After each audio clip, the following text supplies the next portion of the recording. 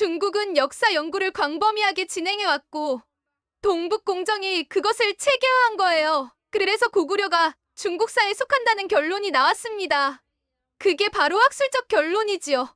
중국이 그렇다면 그렇다는 겁니다. 여기 프랑스 국제고등학교에서 한 중국인 교사가 소리치는데요. 과연 이곳에선 무슨 일이 있었던 걸까요? 안녕하세요. 저는 중국에 살고 있는 역사 선생님 밍밍이라고 합니다. 저는 중국에서 꽤 괜찮은 대학을 졸업했고 석사 과정으로 역사교육학을 전공했어요. 중국 내 몇몇 국제학교 물론 중국 현지에 있는 외국계 학교에서 2년 남짓 일했던 경력이 있었죠. 거기서 저는 중국어와 동아시아사를 가르쳤습니다. 비교적 짧은 경력이라 경험은 일천했지만 다행히 원어민 수준의 표준, 중국어 실력과 준수한 영어 프랑스어 구사력을 장점으로 삼아 이번 기회를 잡게 됐어요. 리에몽 국제고등학교는 파리 근교에 자리 잡은 명문 사립고였는데 이 학교에선 동양사 혹은 동아시아 문화를 전문적으로 지도할 교사가 필요했답니다. 저는 교육 박람회에서 학교 관계자를 만났고 그 자리에서 제 이력과 언어 능력을 알아본 뒤 1년 계약직으로 시험 삼아 가르쳐보라. 1년 후 평가를 거쳐 정교사 정규직으로 전환 가능성을 논의하겠다고 제안을 받았어요. 처음에 저는 조금 망설였지만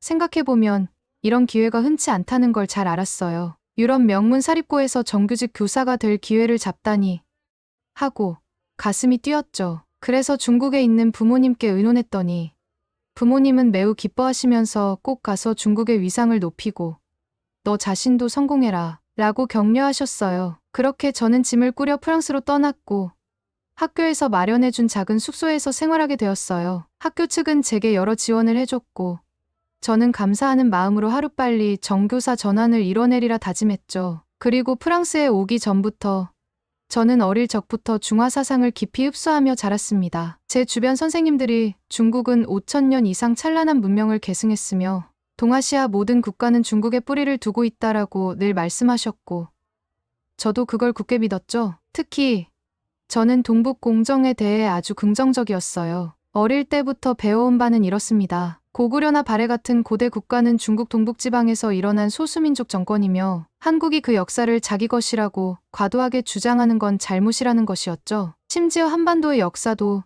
대부분 중국 문명을 받아들여 발전한 종속적인 것이라 인식했고 그래서 한국이 조금이라도 자기 역사를 자랑하려 들면 속으로 아, 얼마나 편협하면 저러지 하고 생각했어요. 물론 세계 많은 학자들이 그렇게 단순하게 보지 않고 또 고구려를 한국 삼국의 하나로 인정한다는 걸 모르는 건 아니었어요. 그래도 전 중국에서 공인한 학설이야말로 진실이라고 여겼어요. 저 스스로는 한국 측 주장은 다 과장 혹은 왜곡이라고 믿었죠. 이런 저에게 리에몽 국제고에서 동아시아사를 가르치는 기회는 곧 중국의 정당한 역사적 입장을 전 세계 아이들에게 알릴 절호의 찬스처럼 보였습니다. 어쩌면 동북공정을 해외로 전파할 수 있다는 기대도 했어요. 그래서 수업 계획안을 짜면서 각종 PPT나 자료에 제가 배운 대로 고구려는 중국사라는 내용을 많이 넣었답니다. 리에몽 국제고등학교는 규모가 크고 재정도 넉넉해 보였어요. 학생들은 영어, 프랑스어,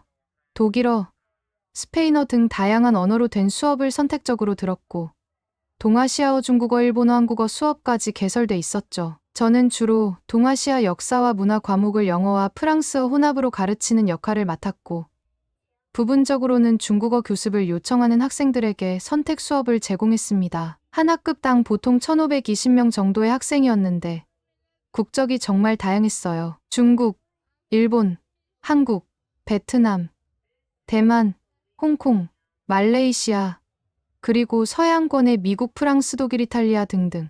처음 교단에 섰을 땐 무척 떨렸지만 저는 사명감에 불타올랐어요. 1년 뒤 정교사가 되려면 이 학교에서 좋은 성과와 평가를 받아야 해.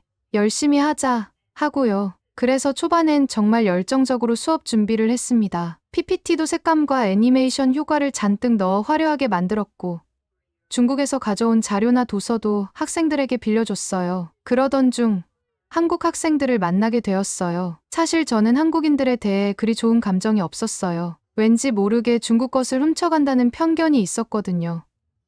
그래도 교사로서 모든 학생을 공평하게 대해야 한다고 생각했어요. 그런데 제 예상과 달리 이 한국 학생들이 제 수업에 꽤 적극적으로 참여했어요. 이들은 한국사와 연관된 내용에 대해서라면 굉장히 민감하게 질문을 던졌고 논리적인 반박도 자주 펼쳤습니다. 그 중에서도 가장 기억에 남는 학생이 김정민이었어요. 저보다 한참 어리지만 냉정히 말하면 꽤 영리하고 침착한 아이였죠. 제 수업에서 고구려는 중국 소수민족 정권이라고 말하면 눈을 빛내며 선생님, 혹시 그 근거가 어디에 있나요?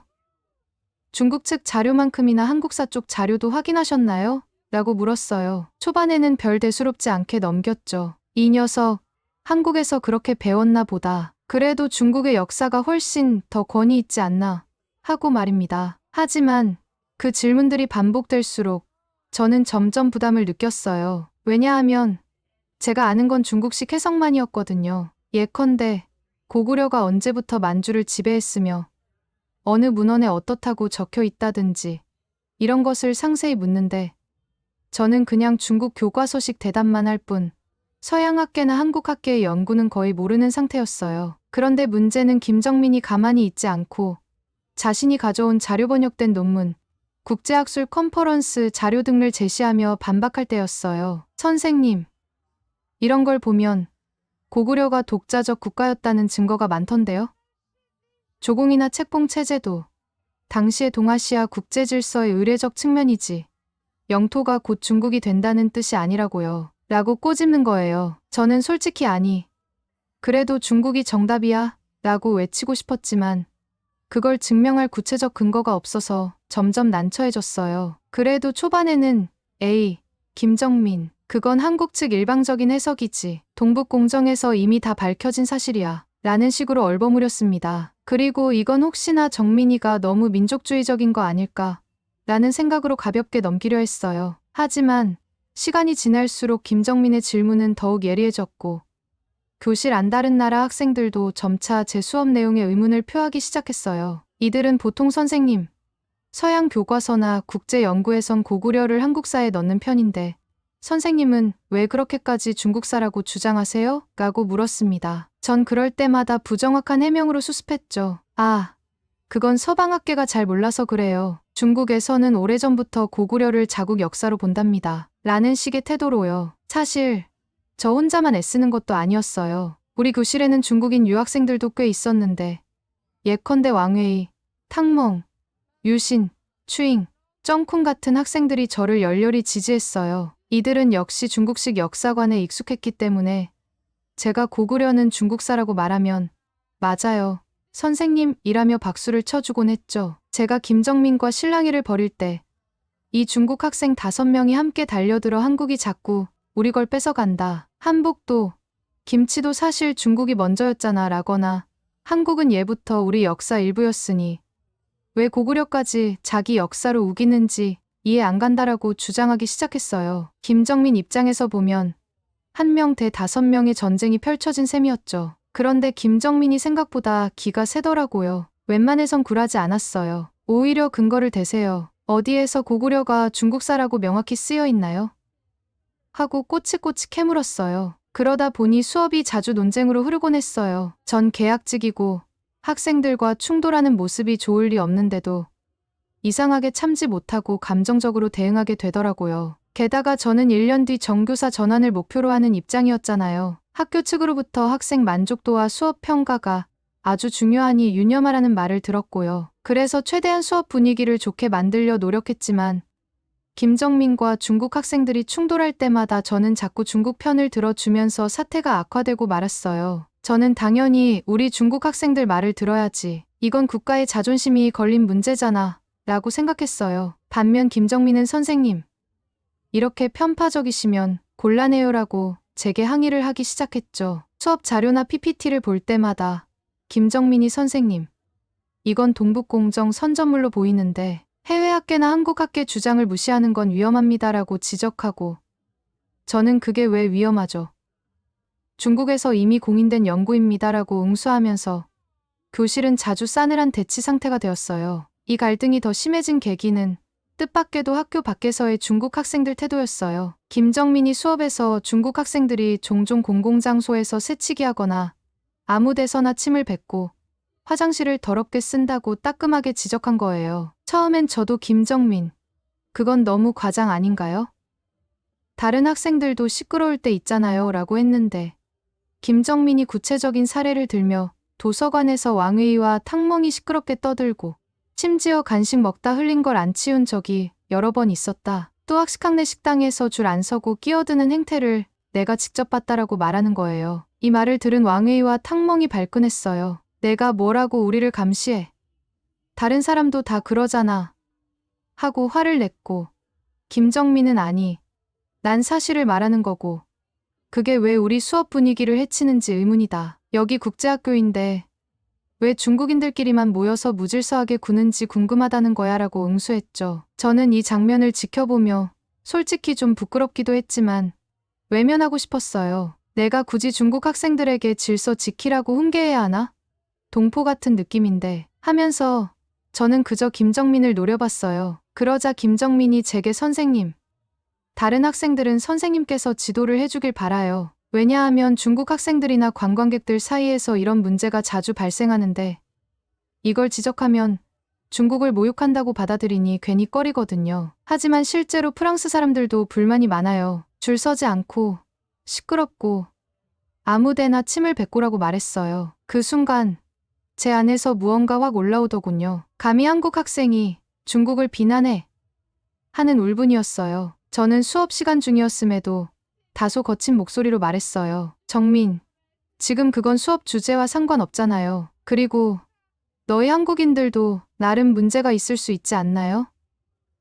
왜 중국인을 집중 공격하는 거죠? 그랬더니 김정민이 제가 지적하는 건 구체적 행태예요. 중국인 전부 그렇다는 건 아니지만 이 학교에서도 몇몇 중국 학생들 때문에 불만이 나온다고 들었거든요. 그리고 선생님께서는 그냥 그걸 눈 감아주시는 듯해서요. 라고 대답했어요. 이 발언으로 인해 교실 분위기는 완전히 얼어붙었어요. 그 순간 중국 학생들이 일제히 김정민을 향해 분노의 눈빛을 보냈고 저는 수습하려다가 오히려 당장 수업 그만이라고 선언해버렸어요. 교사인 제가 감정이 폭발해버린 거죠. 이후로부터 김정민과 그를 지지하는 몇몇 학생들은 제 수업이 편향적이고 수준이 낮다고 본격적으로 문제 삼기 시작했습니다. 사실 초반에 제가 만들어 놓은 PPT나 수업 자료는 대부분 중국 내에서 흔히 쓰는 동북공정식 설명이었어요. 예컨대 고구려는 중국 소수민족 정권이라고 적어놓거나 한복은 중국 한푸의 영향이라 쓰면서 한국 문화를 카피로 묘사해 놓았어요. 문제는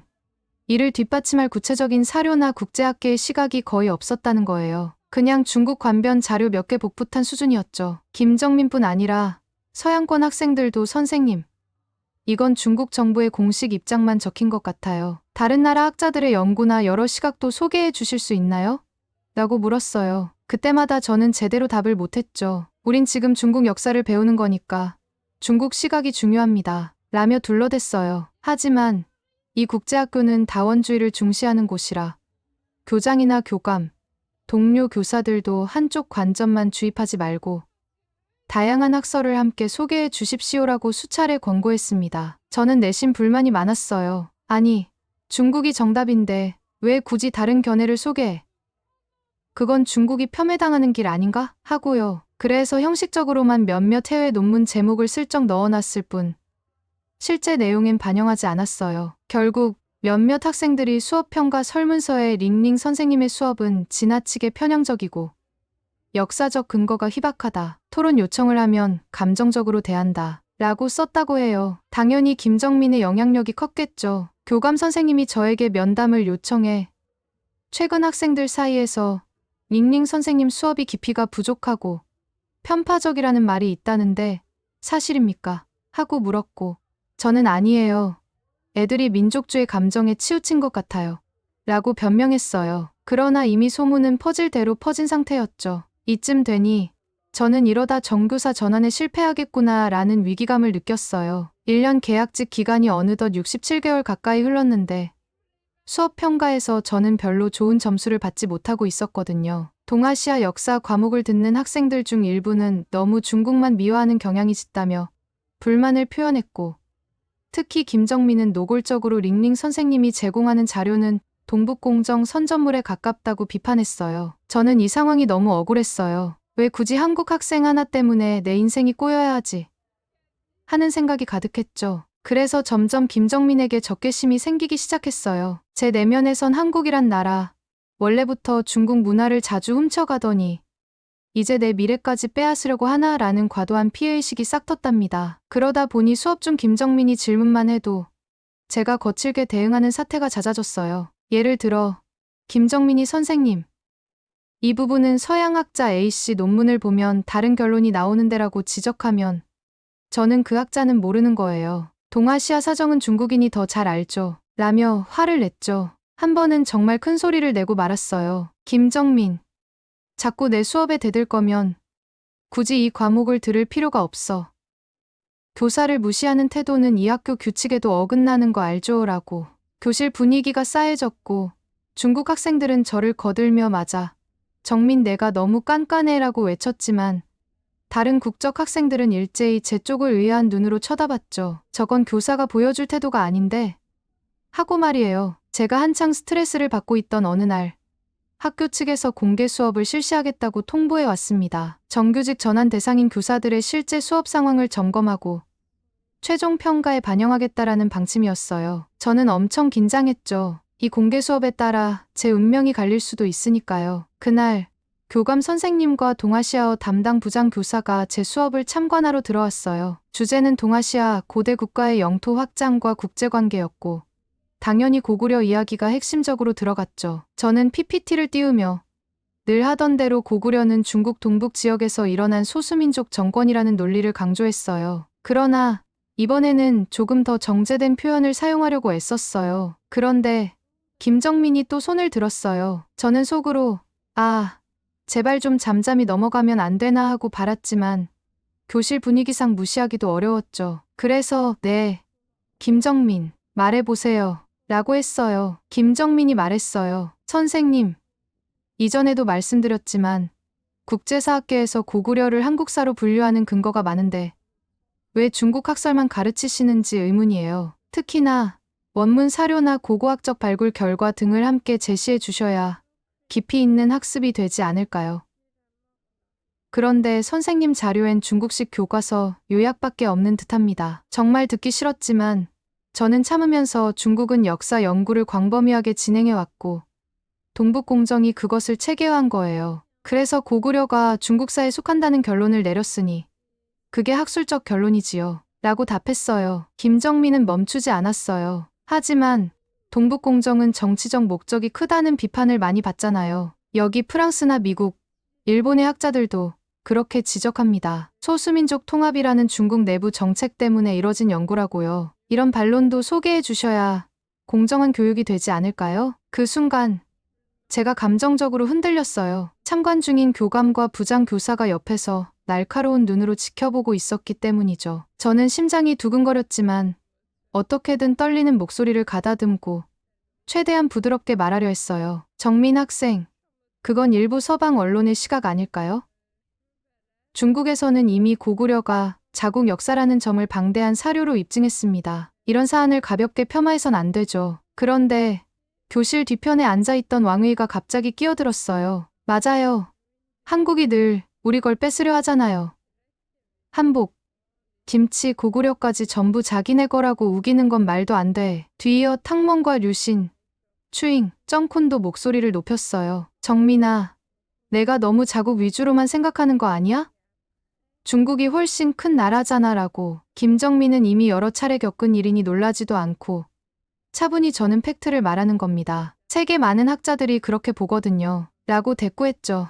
그런데 제가 그 장면을 보고 있자니 무언가 폭발해버렸어요. 하필이면 공개 수업 때 이 지랄이냐는 생각이었어요. 그 순간 스트레스가 폭발했어요. 교감과 부장 교사가 적어가는 노트를 힐끔 봤는데 표정이 영 안 좋아 보였어요. 저는 눈앞이 아찔해졌습니다. 결국 저는 원래 계획했던 수업 흐름을 다 망각하고 감정적으로 김정민을 나무랐어요. 김정민, 지금 수업 방해하지 마세요. 선생님이 중국에서 정식으로 배운 내용이고 학교에서도 나를 동아시아 역사 전문가로 인정해서 채용한 거예요. 자꾸 이견을 제기해서 학생들 혼란시키지 말아요. 이 말이 끝나기도 전에 교실 안이 싸한 정적에 휩싸였어요. 그리고 김정민은 당황한 기색으로 말했어요. 선생님, 저는 다른 견해를 제시한 것뿐이고 역사적 근거를 물어본 건데 방해라니요. 여기 국제학교에서는 토론이 장려되지 않나요? 제 이성이 그 순간 끊겼어요. 토론이라는 단어가 귀에 들어오기도 전에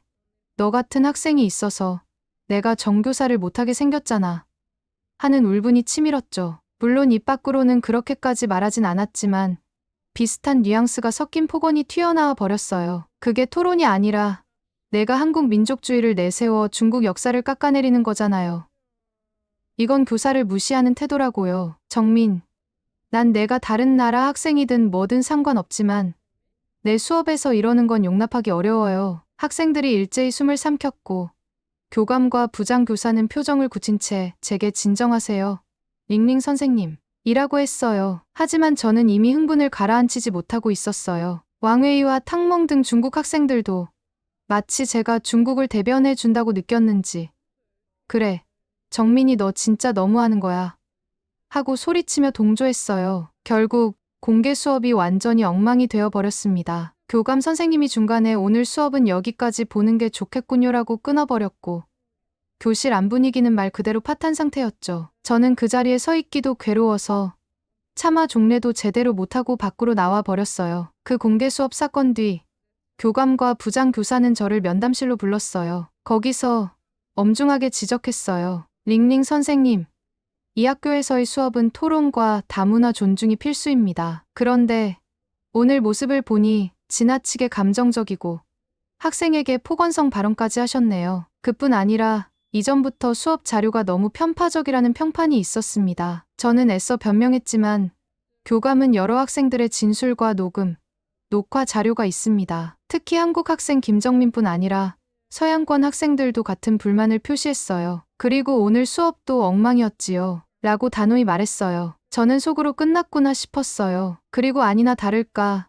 며칠 뒤 정식 통보가 왔어요. 계약 기간이 만료되면 재계약 및 정교사 전환은 어렵겠습니다. 그동안 수고해 주셔서 감사하지만 우리 학교 교육 철학과 맞지 않다고 판단됩니다. 이 한 문장이 제 인생을 바닥으로 내던지는 것처럼 느껴졌어요. 저는 1년을 꼬박 투자해 열심히 가르쳤는데 결국 정교사 전환에 실패하고 말았죠. 학기 말까진 계약상 의무가 있으니 일단 수업은 해야 했지만 사실상 저는 이미 해고 수순이었던 거예요. 그 소식을 듣고 저는 세상이 무너지는 기분이었어요. 부모님도 무척 실망하실 테고 제 커리어도 손상을 입겠죠. 그리고 저는 그 원인이 한국인 김정민에게 있다고 굳게 믿게 되었어요. 물론 냉정히 보면 제 수업 방식에 문제가 컸을 테지만 저는 감정적으로 김정민이 악의적으로 나를 몰아세웠다고 생각했어요. 더 나아가 한국이라는 나라 자체가 중국을 무시하는 민족성이 있어서 내가 희생된 거다라는 편견으로 굳어져 버렸어요. 학기 말이 되자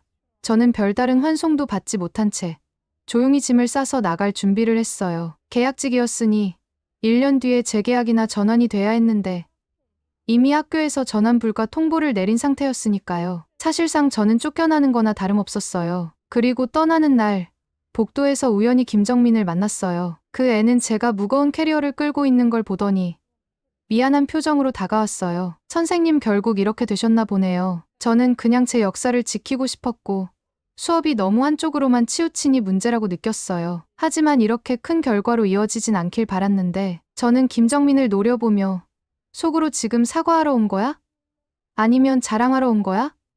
하는 복잡한 감정이 휘몰아쳤어요. 하지만 저 역시 할 말이 없었어요. 이미 다 끝난 상태에서 더 무슨 말을 하겠어요. 그래서 비꼬듯 중얼거렸어요. 네가 나한테서 모든 걸 빼앗았어. 네가 굳이 그랬어야 했니? 김정민은 잠시 당황한 듯 보였어요. 제가 다 그런 건 아니에요. 여러 학생이 불만을 갖고 있었고 선생님 태도도라고 말했지만 저는 손살에 치며 이제 됐으니까 가봐 라고 말했어요. 그리고 김정민은 서서히 뒤로 물러나더군요. 그 순간 제 가슴속엔 한국이란 나라 정말 밉다는 증오가 솟구쳤어요. 물론 김정민 한 명만을 탓할 일은 아니었지만 저는 그 억울함을 다른 곳에 풀 길이 없었어요. 만약 한국 학생이 없었다면 또는 내가 한중 문제를 아예 언급하지 않았다면 이런 파국까진 안 왔을지도 몰라 라고 자책 반, 분노 반으로 머리가 복잡했어요. 결국 저는 프랑스 생활을 정리하고 중국으로 돌아왔습니다. 부모님께는 학교 사정이 좋지 않다, 정규직 전환에 문제가 생겼다 정도로 둘러댔지만 사실상 실패했다는 걸 숨길 수 없었어요. 부모님은 무척 실망하시면서도 내가 너무 중국 입장만 강조하다가 문제가 된 것 아니냐라고 잔소리하셨지만 저는 감정을 억누르지 못하고 아니, 다 한국인 탓이야. 내가 무슨 잘못을 했다고 하고 소리를 질렀습니다. 그 뒤로도 한동안 저는 한국과 관련된 뉴스를 볼 때마다 분노가 터져 나왔어요. TV나 인터넷에서 한국 드라마, K-팝 이야기가 나오면 그딴 거 다 중국에서 배워간 주제라고 혼잣말을 하기도 했죠. 예전에야 어릴 때부터 품었던 편견 정도였지만 이제는 개인적인 피해의식까지 더해져서 한국을 더 심하게 증오하게 되었어요. 제 친구들은 좀 더 중립적인 태도를 보였으면 프랑스에서 계속 일할 수 있었을 텐데 그게 아쉽다라고 말했지만 저는 차마 내가 잘못했다고 인정하긴 힘들었어요. 제 안에서는 계속 한국이 날 망쳤다고 생각했으니까요. 지금도 이 갈등이 완전히 해소되진 않았습니다. 그렇게 프랑스에서 실패한 뒤 저는 한동안 무기력에 빠져 지냈어요. 중국에서도 교사 자리를 알아봤지만 프랑스 국제학교에서 1년 만에 계약 해지된 건 무슨 일이냐라는 질문을 받기 일쑤였고 솔직히 말할 수도 없었죠. 그래도 어떻게 제 전공을 살려 사립교육기관에서 근무하게 되었지만 마음 한구석엔 늘 프랑스에서의 실패가 맴돌며 절 괴롭혔어요. 친구들 사이에선 링링이 한국인 학생이랑 싸웠다더니 결국 쫓겨났다더라라는 식의 소문도 돌았어요. 저는 그때마다 민망하고 화가 나서 그 학생이 나를 모함했어 라고 주장했지만 누가 제 말을 그대로 믿어주겠어요. 이렇듯 저는 국제학교 교사라는 꿈을 접고 다시 중국에 머물러야 했습니다. 한편 김정민이라는 학생이 어디서 어떤 길을 가고 있는지 궁금할 때도 있어요. 혹시 한국이나 프랑스에서 잘 지내고 있겠죠. 아마도 훗날 훌륭한 지식인이 될지도 모르고요. 그 생각을 하면 제 자존심이 상해요. 그 애가 나를 무너뜨렸는데 본인은 승승장구하는 거 아닐까라는 억울함 때문이죠. 저는 그 뒤로 한국이라는 말만 들으면 속이 부글부글 끓어오르는 건 어쩔 수 없네요. 내가 정교사가 될 수 있었는데 결국 실패로 만든 원흉이라는 생각이 사라지지 않거든요. 이 이야기를 이렇게 장황하게 풀어놓는 이유도 제 마음속 억울함과 분노가 아직 식지 않았다는 증거 같아요. 중국이 최고인데 왜 아무도 내 말을 안 믿어줬을까? 거기다 한국 학생한테까지 당하다니라는 생각을 평생 떨칠 수가 없게 되었습니다. 감사합니다. 두 번째 사연 바로 시작하겠습니다. 결국 한국 조사단이 해냈습니다. 미국, 일본, 중국, 독일조차 포기했던 그곳에서 앞으로 전 세계를 책임질 핵심 광물을 찾아낸 겁니다. 여기 아르헨티나 중심에서 한국이 최고라며 외치고 있는 지질학자가 있는데요. 과연 이곳에서는 어떤 일이 벌어진 것일까요? 안녕하세요. 저는 아르헨티나에서 태어나고 자란 32살의 지질학자 올리비아 히메네스입니다. 누구나 그렇듯 저는 저희 나라를 정말 사랑해요. 끝없이 펼쳐진 초원, 웅장한 안데스 산맥, 그리고 그 아래에 숨겨진 풍부한 자원들까지. 아르헨티나는 그야말로 자연이 주는 축복을 한 몸에 받은 나라예요. 제가 지질학자가 된 것도 바로 이런 이유 때문이에요. 제가 태어나고 자란 이 땅의 비밀을 더 알고 싶어서, 그리고 이 나라를 더 깊이 이해하고 싶었어요. 그런데 요즘은 암석보다 경제 뉴스를 더 많이 들여다보게 됐습니다. 왜냐하면 지금 우리 아르헨티나 경제가 정말 말도 안 되는 수준으로 무너지고 있거든요. 여러분도 뉴스로 보고 상황을 아시겠지만 가장 큰 문제는 바로 돈을 너무 많이 찍어낸 거예요. 우리 정부는 가난한 국민을 돕겠다고 복지 혜택을 늘리고 세금도 깎아줬어요. 처음엔 괜찮아 보였죠. 그런데 돈이 부족하니까 중앙은행에서 돈을 마구 찍어냈어요. 이게 무슨 문제가 생겼냐면 시장에 돈이 너무 많아지니까 페소의 가치가 땅으로 떨어진 거예요. 쉽게 말해서 내가 들고 있는 돈이 거의 쓸모 없어진 거죠. 예를 들어 작년에 1000페소로 살 수 있던 물건이 지금은 3000페소가 필요해요. 한국 돈으로 치면 약 4000원인데 그걸로 샀던 물건을 이제는 12000원을 줘야 겨우 살 수 있는 상황이 된 거예요. 이러다 보니 물가는 계속 오르고 월급은 똑같은데 사는 건 점점 힘들어졌죠. 설상가상으로 가뭄까지 덮쳤어요. 제가 지질학자라서 이런 얘기를 하면 더 가슴이 아픈데요. 아르헨티나는 세계적으로 유명한 곡물 수출국이에요. 그런데 60년 만에 최악의 가뭄이 오면서 농작물이 제대로 자라지 못했어요. 수출을 할 수 없으니 달러를 벌어올 방법도 없어졌죠. 우리나라의 달러가 부족하다 보니 페소 가치는 더 떨어지고 물가는 더 오르고 정말 악순환이 계속되고 있어요. 요즘 달러는 부자들의 침대 밑에 숨겨져 있다는 농담이 있을 정도로 보기 힘들어졌습니다. 평범한 사람들은 달러를 구경조차 못해요. 그런데 이 모든 문제의 뿌리는 어쩌면 우리나라의 옛 영광에 있을지도 몰라요. 아르헨티나는 한때 세계에서 손꼽히는 부자 나라였어요. 하지만 이 부가 오히려 우리를 망가뜨렸어요. 정치인들은 포퓰리즘 정책으로 국민들에게 뭐든지 다 해주겠다고 약속하며 돈을 막 쓰기 시작했어요. 미래를 생각하지 않고 현재만 본 거죠. 게다가 군부 독재 시절에는 신자유주의 정책으로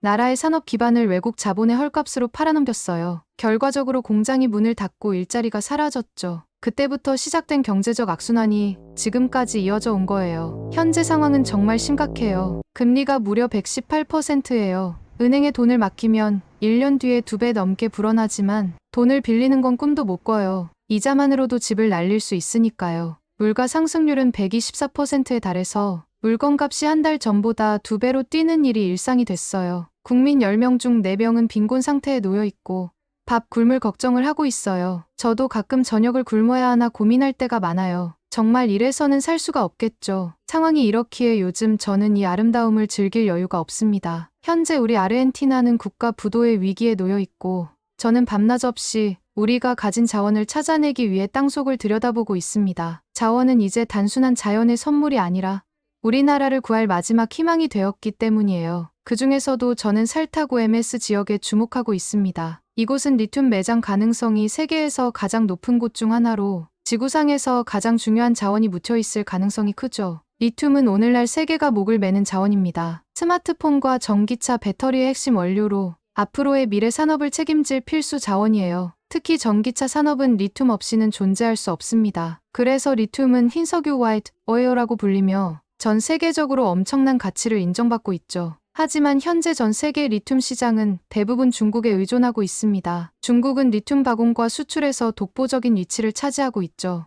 만약 중국이 리튬 수출을 제한하거나 중단한다면 특히 한국처럼 자원이 없는 나라는 속수무책으로 당할 수밖에 없습니다. 이 때문에 많은 나라들이 중국의 영향력을 벗어나기 위해 전 세계를 뒤져 새로운 리튬 광산을 찾고 있는 상황이에요. 이런 가운데 살타구 MS 지역이 주목받으면서 아르헨티나는 단숨에 세계적인 리튬 전쟁의 중심지가 되었습니다. 이곳을 둘러싼 열기는 제가 예상했던 것보다 훨씬 뜨거웠습니다. 중국, 미국, 일본, 그리고 한국까지 기술 강국들이 모두 아르헨티나로 몰려들었어요. 그런데 여기서 문제가 하나 있었습니다. 리튬이 묻혀있을 가능성이 높지만 이 광활한 지역에서 정확히 어디에 있는지 찾아내는 것은 말 그대로 하늘의 별 따기와 같았죠. 그래서 외국 기업들은 아르헨티나 현지 지질학자들의 도움을 절실히 필요로 했습니다. 저 같은 전문가들에게 연락이 쏟아진 이유도 바로 이 때문이었죠. 특히 중국과 한국에서 온 기업들이 저를 영입하려고 벌인 일들은 정말 흥미진진했습니다. 그런데 이 두 나라의 태도는 극명하게 달랐습니다. 중국의 기업들은 저와의 첫 미팅부터 한국을 비난하며 시작했습니다. 그들은 한국은 믿으면 안 된다. 리튬의 위치만 알아내면 아르헨티나를 완전히 무시하고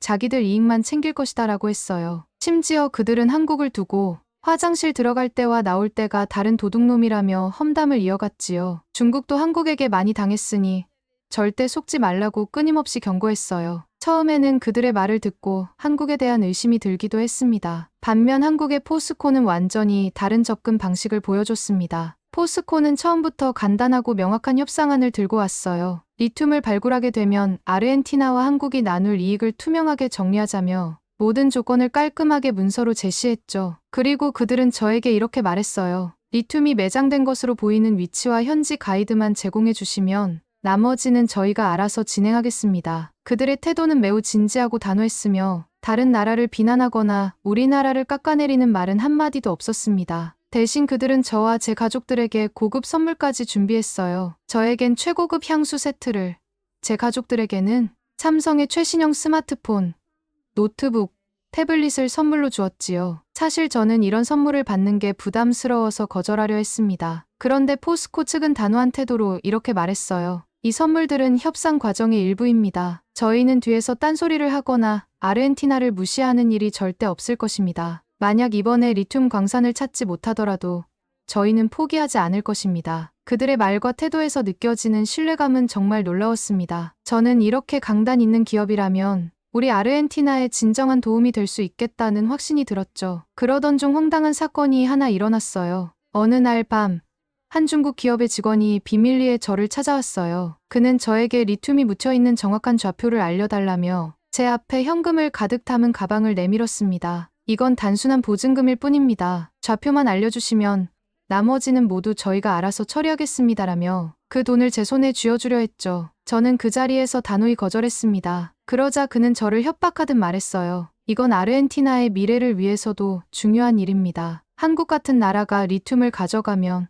아르헨티나는 아무런 이득도 얻지 못할 겁니다. 그의 말에 분노가 치밀었지만 저는 아무 말 없이 자리를 떠났습니다. 며칠 후 저는 한국과 중국 조사단을 한자리에 모아 살타구 MS 지역에 대한 브리핑을 진행하기로 했습니다. 이곳은 세계에서 가장 많은 리튬이 묻혀 있을 가능성이 높은 지역으로 아르헨티나뿐만 아니라 전 세계의 이목이 집중되고 있는 땅입니다. 저로서는 이번 브리핑이 단순한 자료 설명 외 그 이상이라고 느꼈습니다. 한국과 중국 조사단 모두 리튬 광산을 발굴하는 데에 뛰어난 기술력을 가진 나라들이었고 이들의 성과가 아르헨티나의 경제 회복에 직접적인 영향을 미칠 수 있었으니까요. 저는 이 날을 위해 제가 가진 모든 자료와 열정을 쏟아 준비했습니다. 브리핑 장소는 살타구 MS의 소규모 회의실이었습니다. 이곳은 고산지대라 기압이 낮고 공기가 희박해서 숨이 약간 가빴지만 저는 이미 이곳의 환경에 익숙해져 있었죠. 하지만 조사단은 달랐습니다. 특히 처음 이곳에 온 중국 조사단은 시작부터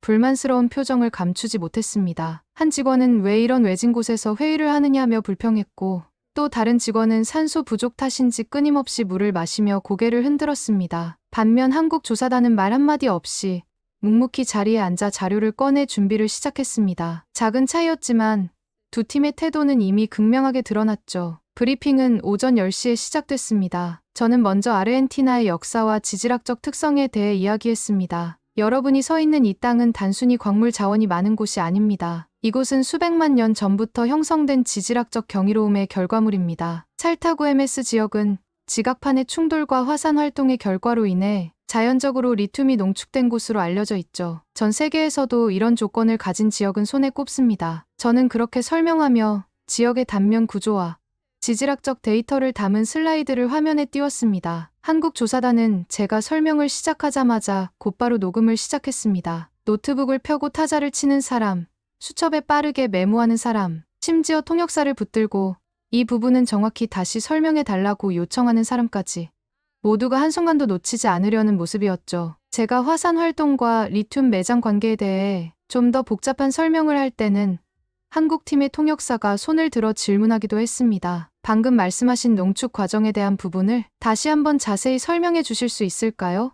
라는 요청이었어요. 그들의 태도는 정말 진지했고 저는 그 질문에 기꺼이 답하며 더 깊은 설명을 이어갔습니다. 그들의 눈빛은 반드시 성공하겠다는 의지가 담겨 있었고 그 진정성이 저를 감동시켰습니다. 반면 중국 조사단의 태도는 실망스럽기 짝이 없었습니다. 그들은 제가 설명을 시작한 지 10분도 되지 않아 하나둘씩 핸드폰을 꺼내들더니 집중력을 잃기 시작했어요. 몇몇은 슬그머니 스마트폰 화면을 내밀어 메시지를 주고받고 있었고 한 명은 아예 고개를 숙이고 졸기까지 했습니다. 한 중국 조사단 직원은 제가 설명하는 와중에 손을 들고 이 부분은 우리가 이미 아는 내용입니다. 핵심 정보로 넘어가줘라고 말하기도 했습니다. 그의 무례한 태도에 잠시 당황했지만 저는 미소를 유지하며 말을 이어갔습니다. 이미 아시는 부분일 수 있지만 이 모든 것이 리튬이 왜 여기에서 풍부하게 발견되는지를 이해하는 데 중요한 배경입니다. 잠시만 더 들어주세요. 그러나 그는 고개를 끄덕이는 척하며 다시 핸드폰을 꺼내 들었죠. 브리핑의 하이라이트는 살타구 MS 지역의 특정 지점에 대한 설명이었습니다. 이 지점은 제가 수개월간 데이터를 분석하며 찾아낸 곳으로 리튬 매장 가능성이 가장 높은 곳으로 추정되고 있었습니다. 여기 보시면 이 지역은 리튬 농도가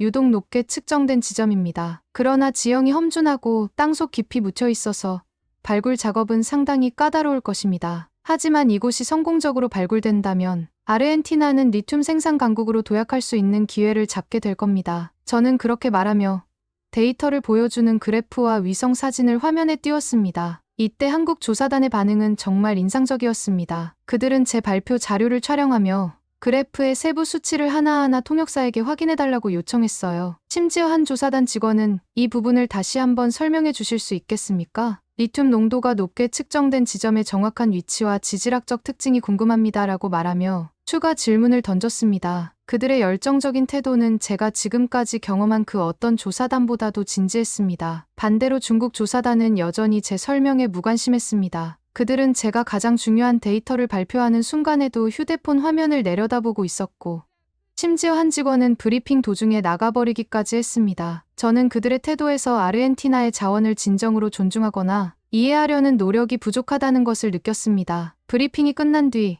한국 조사단은 저에게 와서 깊은 감사를 표했습니다. 이렇게 자세하고 심도 있는 브리핑은 처음입니다. 올리비아 박사님의 연구가 얼마나 대단한지 알게 되었습니다. 꼭 이 리튬 광산을 발굴해 아르헨티나와 한국 모두가 웃을 수 있도록 노력하겠습니다. 라고 말하며 악수를 청했죠. 반면 중국 조사단은 서둘러 자리를 떠나며 자료는 이메일로 보내주세요 라는 말만 남겼습니다. 이날의 브리핑을 통해 저는 확신했습니다. 한국의 포스코는 이 프로젝트를 진정으로 이해하고 아르헨티나에 긍정적인 영향을 미칠 수 있는 파트너라는 것을요. 반대로 중국 조사단의 태도는 실망스러웠고 그들이 아르헨티나를 단지 하나의 자원 창고로만 보고 있다는 느낌을 지울 수 없었습니다. 그렇게 저는 한국과 중국 기업의 가장 높은 확률로 리튬이 매장되어 있을 장소로 비아몬테노마 에디스를 추천했습니다. 이곳은 제 연구와 분석을 통해 리튬 광산이 있을 가능성이 가장 높은 곳으로 드러난 지역이었지만 제 마음 한구석엔 여전히 걱정이 있었습니다. 워낙 고도가 높은 데다 산세가 험하고 공기마저 희박한 이곳은 아르헨티나에서 평생 살아온 저조차도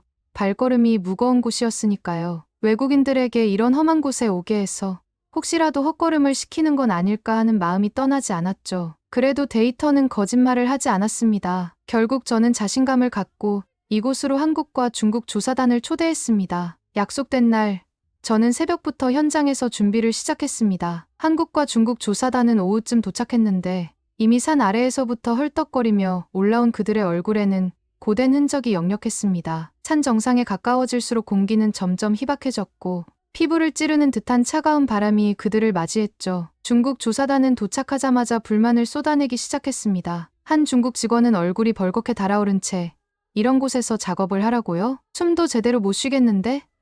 장난합니까? 라며 목소리를 높였고 다른 직원은 여기서 세계 최대 리튬 광산이 발견된다 해도 이 환경에선 절대 채굴할 수 없을 겁니다. 라며 짜증 섞인 목소리로 저를 쏘아보았습니다. 심지어 어떤 직원은 한 손으로 헬멧을 벗어 휙 던지며 여기까지 올라오게 한 것 자체가 시간 낭비입니다. 다음 장소로 갑시다라고 말하며 발을 구르기도 했습니다. 그들의 투덜거림은 끊이질 않았습니다. 이런 곳에서 리튬을 채굴하려면 기계를 어떻게 끌고 올 겁니까? 당나귀라도 써야 하나요? 라며 비웃는 사람도 있었고 우린 채굴이 아니라 여기서 생존하기 위한 장비부터 가져와야겠네요. 라는 비아냥 섞인 농담도 이어졌습니다. 한 중국 직원은 저를 힐끔 보며 이건 완전히 장난 아닙니까?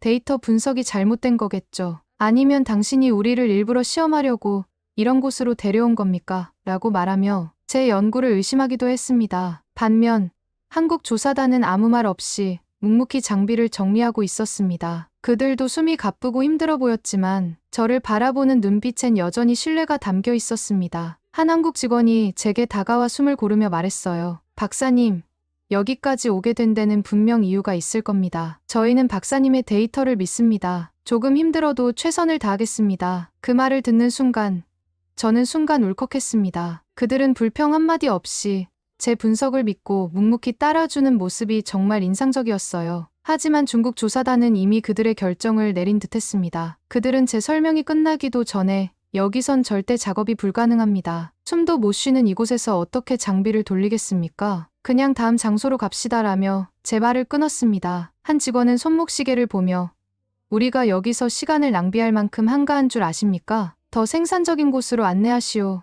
라고 요구했죠. 저는 차분하게 이곳은 리튬 광산이 있을 가능성이 가장 높은 장소입니다. 데이터와 분석 결과가 이를 증명하고 있습니다. 조금만 더 기다리며 확인해 주시면 이라고 설명했지만 그들은 고개를 저으며 제 말을 듣지 않았습니다. 좋습니다. 그러면 한국 조사단에게 이곳을 맡기고 저는 중국 조사단과 다음 장소로 이동하겠습니다. 저는 그렇게 말하며 한국 조사단에게 다가가 조용히 속삭였습니다. 제가 이곳을 가장 유력하다고 분석한 이유를 여러분이 잘 아실 겁니다. 저는 이곳에 리튬이 있을 거라 믿습니다. 좋은 결과가 있길 바랍니다. 한국 조사단의 리더는 저희 손을 꼭 잡으며 말했죠. 박사님, 걱정 마세요. 저희는 끝까지 최선을 다하겠습니다. 박사님의 분석을 믿고 있습니다. 그들의 단호한 태도는 제게 큰 위안을 주었습니다. 그러나 산을 내려가는 동안 중국 조사단의 불만은 더 심해졌습니다. 한 직원은 고개를 절레절레 흔들며 우리가 세계 최대의 리튬 광산을 찾으러 왔다고는 하지만 이런 환경에서 작업을 시작한다는 건 미친 짓입니다. 우리는 채굴 회사지 산악탐험대가 아니라고요. 라고 소리쳤습니다. 다른 직원은 이런 곳에 리튬이 있다 해도 중국이 이곳을 채굴할 이유는 없습니다. 차라리 더 쉬운 지역에서 다른 리튬 광산을 찾아내는 게 훨씬 낫죠. 라며 저를 비웃었습니다. 저는 아무 말 없이 그들의 불만을 듣기만 했지만 속으로는 답답함과 분노가 치밀어 올랐습니다. 그들의 말은 제 연구와 분석을 완전히 무시하는 듯한 태도였으니까요. 그렇게 저는 중국 조사단을 비교적 작업하기 쉬운 채굴장으로 안내하고 사무실로 돌아왔습니다. 솔직히 마음이 편치 않았습니다. 제가 가장 높은 확률로 리튬이 매장되어 있다고 확신한 곳은 비아몬테노마 에디스였지만 중국 조사단은 그곳에서 작업하는 것을 거부하고 중도에 내려가겠다고 했으니까요. 비아몬테노마 에디스는 제 수년간의 연구와 분석이 가리키는 곳이었고 저는 그곳이야말로 아르헨티나 경제를 살릴 열쇠라고 믿고 있었습니다. 하지만 이제 그곳에는 한국 조사단만 남아 고군분투하고 있었습니다. 혹시라도 그들이 아무 성과 없이 내려온다면 생각만 해도 가슴이 철렁했습니다. 며칠 동안 저는 초조하게 조사팀들의 연락을 기다렸습니다. 그러던 중 중국 조사단에서 가장 먼저 연락이 왔습니다. 그들의 목소리는 흥분으로 가득 차 있었습니다. 박사님, 우리가 해냈습니다. 리튬을 채굴했어요. 그리고 농도가 엄청납니다. 저는 안도의 한숨과 함께 웃음을 지으며 답했습니다. 정말 다행이에요. 제가 지금 바로 그쪽으로 갈게요. 그 말을 하며 전화를 끊었지만 마음은 복잡했습니다. 그래. 중국 조사단이 성과를 냈다니 다행이다. 그래도 어쩔 수 없이 떠오르는 건 한국 조사단이었습니다. 비아몬테노마 에디스처럼 험한 환경에서 고생하고 있을 그들의 모습이 자꾸 머릿속을 스쳤습니다. 전화를 끊고 잠시 후 여기저기서 리튬 발견 소식이 들려오기 시작했습니다. 미국, 일본, 독일, 여러 나라의 조사단이 저마다 리튬을 발견했다는 보고를 전해왔습니다. 모두 품질 좋은 리튬을 찾아냈다고 자랑했지만 중요한 공통점이 하나 있었습니다. 양이 부족하다는 것. 이 정도로는 수익성이 애매하다. 창업 채굴이 가능할지 의문이다. 이런 평가가 계속 나왔습니다. 품질은 좋지만 양이 부족해서 기대만큼의 수익성을 보장할 수 없다는 겁니다. 하지만 한국 조사단은 여전히 연락이 없었습니다. 하루가 지나고 이틀이 지나도 그들은 묵묵부답이었습니다. 저는 불안감에 밤잠을 이루지 못했습니다. 설마 아무것도 발견하지 못했나? 아니면 작업 환경이 너무 험해서 포기했나? 특히 제가 가장 신뢰했던 비아몬테노마 에디스에서의 결과가 없다면 제 연구 자체가 의심받을 수도 있었습니다. 몇 년간의 노력이 물거품이 될지도 모른다는 생각에 머리가 지끈거렸습니다. 그렇게 며칠이 더 지나 결국 모든 조사팀들이 어느 정도의 성과를 가지고 아르헨티나 정부와 협상에 들어갔습니다. 그러나 협상은 지지부진하게 흘러갔습니다. 각 조사팀이 발견한 리튬은 품질은 뛰어났지만 양이 부족했고 이를 감안하면 상업적 채굴의 경제성이 부족하다는 결론이 이어졌습니다. 분위기는 실망으로 가득 차 있었습니다. 그러던 어느 날 마침내 한국 조사단으로부터 연락이 왔습니다. 하지만 그들의 목소리는 매우 담담했습니다. 박사님, 모든 조사를 마쳤습니다. 장비를 정리하고 박사님 사무실로 직접 가겠습니다. 그들의 차분한 말투는 저를 더욱 불안하게 만들었습니다. 역시 실패했구나. 이 험한 곳에서 작업을 이어갔다니 성과를 못 낸 건 당연하지. 저는 실망감을 감출 수 없었습니다. 그들에게 기대했던 만큼 그들의 실패는 제게 큰 좌절로 다가왔습니다. 몇 시간 후 드디어 한국 조사단이 사무실로 도착했습니다. 문을 열자마자 저는 그들의 모습을 보고 말문이 막혔습니다. 그들의 얼굴은 피곤함을 넘어 녹초가 된 상태였고 온몸은 먼지와 흙으로 뒤덮여 있었습니다. 옷은 여기저기 찢겨 있었고 다들 고산병에라도 걸린 듯 얼굴이 창백했습니다. 그들이 얼마나 고생했을지 말하지 않아도 훤히 보였습니다. 저는 어찌할 바를 몰라 고생 많으셨습니다는 말밖에 할 수 없었습니다. 그런데 그 순간 그들의 리더가 저를 보며 소리쳤습니다. 성공했습니다. 그것도 대성공이에요. 저는 깜짝 놀라 한 걸음 물러섰습니다. 뭐라고요? 정말이에요. 대성공이라니. 그게 무슨 말이에요? 그들은 웃으며 서류 뭉치와 사진들을 꺼내 제 앞에 펼쳐 보였습니다. 이곳에서 발견한 리튬은 단순히 농도가 높은 수준이 아닙니다. 매장량이 어마어마합니다. 지금까지 발견된 양만 봐도 전 세계 최대 리튬 광산으로 인정받을 가능성이 큽니다. 그들이 보여준 사진 속에는 땅속 깊이 드러난 리튬층이 빛나고 있었습니다. 데이터는 제가 상상했던 것 이상이었고 농도와 매장량 모두가 압도적이었습니다. 저는 그 자리에서 소리를 지르며 그들을 껴안았습니다. 이건 말도 안 돼요. 정말 대단해요. 여러분 덕분이에요. 그제야 그들은 웃으며 작업 과정을 이야기하기 시작했습니다. 솔직히 정말 힘들었습니다. 숨조차 제대로 쉬기 힘든 고도에서 산을 오르고 장비를 이동하는 데만 며칠이 걸렸습니다. 하지만 박사님의 데이터를 끝까지 믿었고 그 믿음 덕분에 여기까지 올 수 있었습니다. 저는 그들의 말을 들으며 눈시울이 뜨거워졌습니다. 제 데이터를 끝까지 신뢰하고 모든 어려움을 이겨내며 목표를 이룬 그들의 열정과 노력에 감동하지 않을 수 없었습니다. 한국 조사단의 성공은 단순히 리튬을 발견한 것을 넘어 아르헨티나 경제에 새로운 희망을 안겨주었습니다. 다른 국가들이 양 부족으로 고민하는 사이 한국 조사단은 비아몬테노마 에디스에서 전 세계 최대 리튬 광산의 가능성을 발견한 것입니다. 이 발견은 단순히 경제적 이익을 넘어 우리나라를 세계 리튬 생산의 중심지로 만들 수 있는 기회를 열어줬습니다. 그들은 제게 이렇게 말했습니다. 박사님, 이번 발견은 박사님 덕분입니다. 저희는 박사님의 분석과 연구를 끝까지 믿었고 그 믿음이 우리를 성공으로 이끌었습니다. 그날 저는 하늘을 올려다보며 속으로 외쳤습니다. 드디어 아르헨티나에도 희망이 생겼어. 이 모든 과정이 쉽지는 않았지만 결국 제 연구와 한국 조사단의 열정이 결실을 맺었다는 사실에 가슴이 벅찼습니다. 비아몬테노마 에디스에서의 성공은 단순한 채굴 성과를 넘어 제게도 그리고 아르헨티나에도 새로운 희망의 시작이었습니다. 한국의 포스코라는 굴지의 기업이 모두가 불가능하다며 포기했던 비아몬테노마 에디스 채굴장에서 결국 아르헨티나를 구해냈다는 소문이 삽시간에 퍼졌습니다. 이 소식이 전해지자마자 아르헨티나의 언론사들이 제 사무실로 몰려들었습니다. 하루 종일 울리는 전화와 문 밖에서 대기 중인 기자들로 사무실은 말 그대로 북새통이었죠. 인터뷰 요청이 빗발쳤고 저는 어느새 아르헨티나를 리튬 강국으로 만든 주역이라는 과분한 찬사를 듣게 되었습니다. 하지만 저는 그 공로를 오롯이 한국의 포스코 조사단에게 돌릴 수밖에 없었어요. 언론과의 인터뷰 자리에서 저는 숨김없이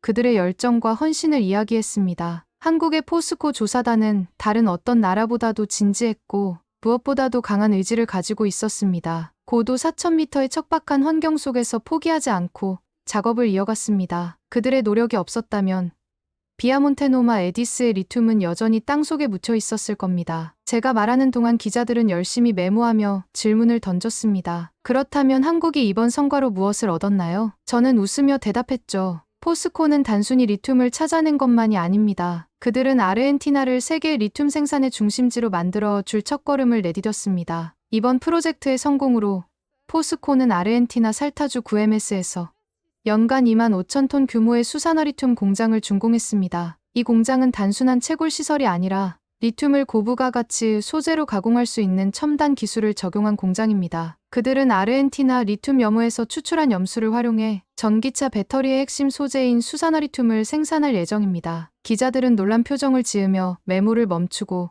제 이야기에 더 귀를 기울였습니다. 저는 계속 말을 이어갔습니다. 포스코는 단순히 리튬을 채굴하고 끝내는 것이 아니라 전체 과정을 아우르는 풀밸류 체인을 구축했습니다. 리튬을 추출하고 가공하여 2차 전지 소재를 생산하며 나아가 리사이클링까지 이어지는 과정입니다. 이 공장은 연간 25,000톤의 수산화 리튬을 생산할 수 있어 전기차 약 60만 대를 생산할 수 있는 규모입니다. 남미 전체를 통틀어 단일 기업 기준으로 가장 큰 생산 능력을 갖춘 시설입니다. 기자들 사이에서 감탄 섞인 목소리가 터져 나왔습니다. 한국이 이런 규모의 프로젝트를 실행했다니 믿기 어려운 이야기네요. 아르헨티나 경제에 얼마나 큰 영향을 미칠까요? 저는 미소를 지으며 답했습니다. 이번 프로젝트는 단순한 리튬 채굴의 성공을 넘어섭니다. 포스코는 공장을 건설하며 약 4,800개의 일자리를 창출했고 60개 이상의 지역 협력업체와 함께했습니다. 이는 단순히 리튬을 찾는 것이 아니라 아르헨티나 지역 경제를 활성화하고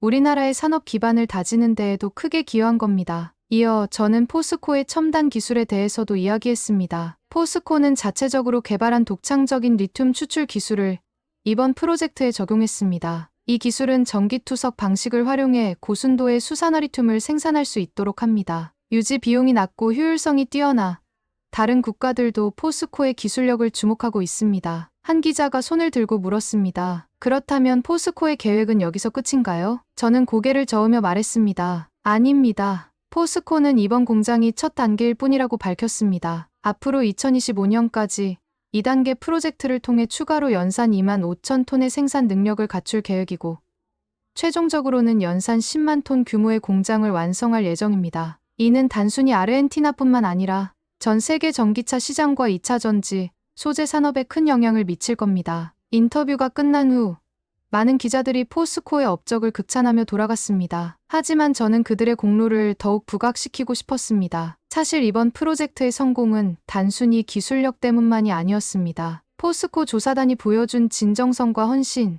그리고 아르헨티나와의 협력을 진심으로 대하는 태도가 없었다면 이 모든 것은 불가능했을 겁니다. 이번 성과로 인해 아르헨티나는 단순히 리튬 자원을 보유한 나라를 넘어 리튬 산업의 중심지로 도약할 가능성을 열었습니다. 그리고 그 중심에는 한국의 포스코가 있었습니다. 이제 아르헨티나는 단순히 자원을 판매하는 나라가 아니라 이를 가공해 부가가치를 창출하고 전 세계 산업의 중요한 축으로 자리 잡을 기회를 얻게 되었습니다. 저는 이 모든 이야기를 전하며 결론적으로 말했습니다. 한국은 우리 아르헨티나를 살렸습니다. 그리고 포스코는 아르헨티나의 미래를 새롭게 열어준 진정한 파트너입니다. 이상, 여기까지 아르헨티나를 살린 한국을 사랑하게 된 올리비아 히메네스 이야기였습니다. 재미있게 들으셨나요? 다음에도 더 재미있고 감동적인 이야기를 원하신다면 좋아요와 댓글 부탁드립니다. 여러분의 응원 하나가 저에게는 큰 힘이 된답니다. 한국 호랑이